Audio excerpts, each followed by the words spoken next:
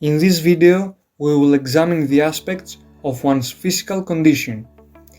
In order to achieve the best possible performance, the athlete should cope with the requirements and demands of the sport. To do so, the athlete should develop some particular skills and capacities. In the first category, there are skills, which are highly trainable.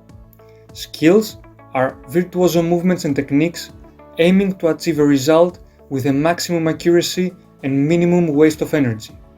Some examples of the countless skills in sports are the skill to shoot a basketball and score, to use an instrument essential for a sport like a tennis racket or an oar, to execute moves and techniques according to the rules and strategy of the sport like the holds in judo. The result depends highly on the existence of the needed capacities. The capacities present one's physical condition spectrum.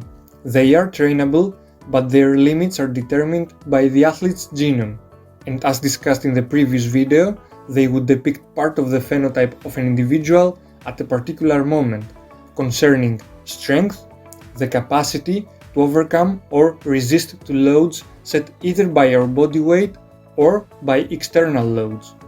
Speed, the capacity to move from one point to another, covering the distance in minimum time required. Endurance, the capacity to endure fatigue. And flexibility mobility, the capacity to use the more extensive range of motion of our body parts.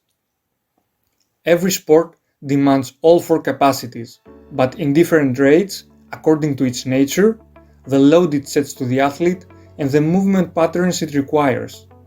Furthermore, each capacity is analyzed in more specific versions of its nature.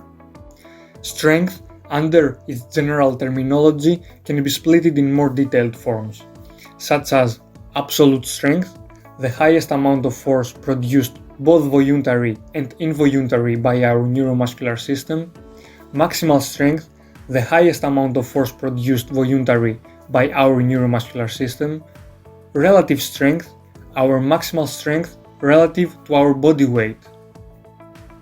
Power, the highest amount of force produced rapidly in short time.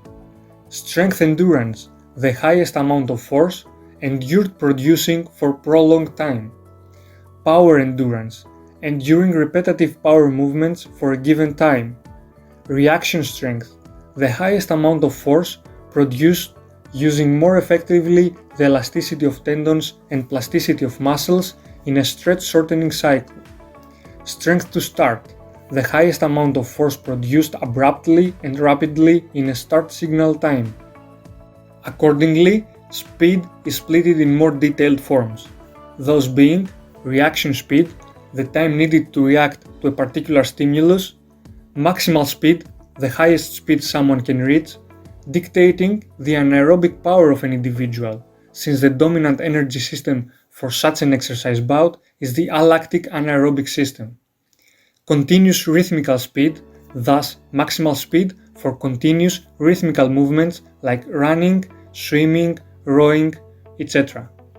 Non-continuous, non-rhythmical speed, thus maximal speed for non-continuous, non-rhythmical movements, moving from one point to the next while changing directions, accelerating, decelerating, and changing moving patterns, such as in football, basketball, tennis, etc. Power and power endurance are both forms of strength and speed, since power is a product of both capacities. Endurance, also divided in continuous rhythmical or non-continuous non-rhythmical according to sport, has more detailed forms, each associated with a dominant system producing energy to accumulate the exercise bout. So we have aerobic capacity for bouts where the dominant energy system is the aerobic glycolysis, meaning that there is sufficient oxygen for the burning of glucose and lipic acids.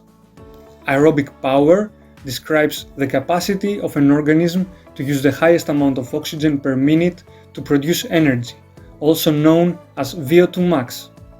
Anaerobic capacity, coping with an exercise bout when the dominant energy system is the anaerobic glycolysis and the production of the needed energy proceeds without the presence of oxygen. In future videos, we will discuss in more detail the energy systems. Flexibility refers to the soft tissue of our body, thus being muscles, tendons, fascia, connective tissue of joints, and their capacity to stretch and return to previous state, while mobility is referring to the range of motion of a joint. The evaluation of these capacities present the phenotype of an individual at a particular moment, showing us his current physical condition level and readiness to achieve high performance, and along with the assessment of the abilities in the anthropometric assessment, the profiling of the athlete is complete. In future videos, we will examine the energy systems in detail, tests aiming to evaluate our physical condition, as well as the anthropometric assessment. Till next time, be yourself, best yourself.